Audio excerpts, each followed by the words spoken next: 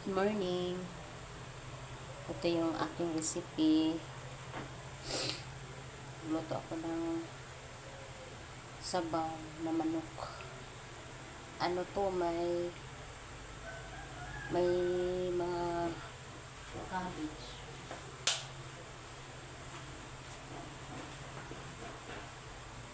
Yan.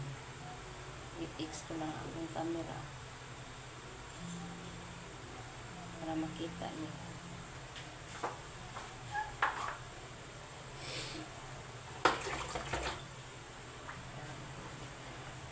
Ito ay hinugasan ko na ng asin. Kapag may karne kasi, hinugasan ko ng asin para magbalik siya ng fresh. Ayan. Tapos, ito binili ko lang sa mall din. 25, marami na.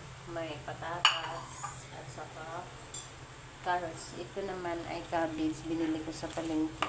Ihalo ko din kasi nasisira na.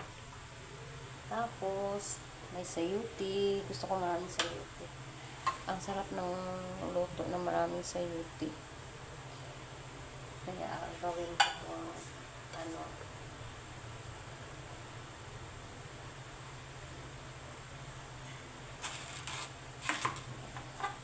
sarap ang sayuti kasi mura ngayon. Kabili ako ng 10 piso.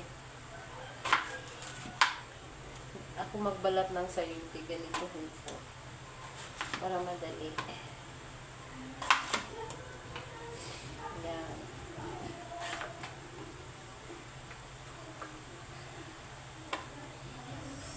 Ako balatan. May peeler naman ako, kaso lang ayaw kong gamitin.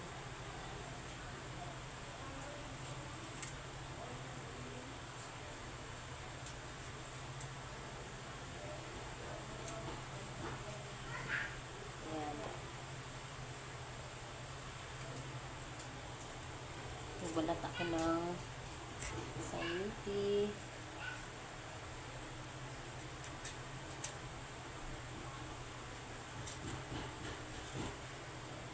Masarap talagang magluto.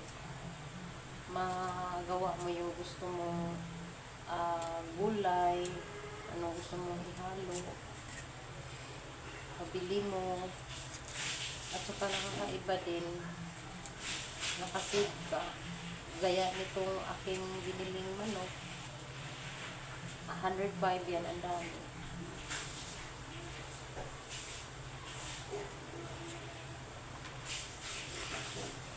Mag-budget lang talaga, makano din. Yung 100 mo, 100 sa bumili ka sa labas. Kunti lang, kasi mahal yung serving. Yung manok nga, 40 na yung adobo nila. Yung adobo dito sa amin ay 5. Ganun ako magbalat ng sayuti, ang tagal.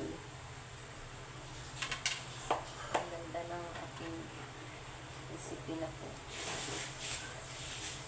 Akin lang din tong recipe na to. Gusto ko kasi na marami yung may gulay.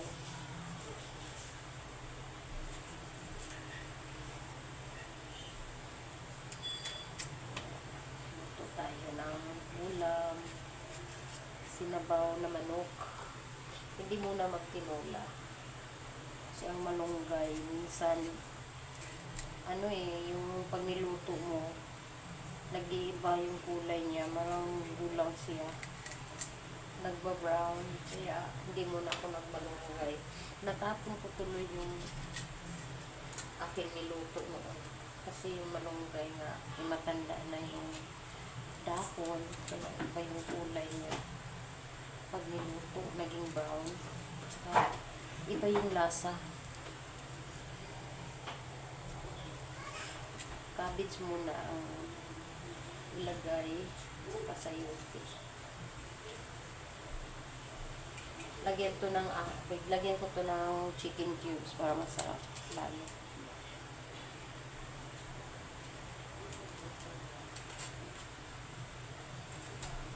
Tapos, pag naglagay ako ng chicken cubes, kunti na lang yung idagdag mo sa bitchin ba or magic sarap, ganun. Kasi kasi malasa na yun. Minsan nga hindi na ako naglagay para iwas na din na maraming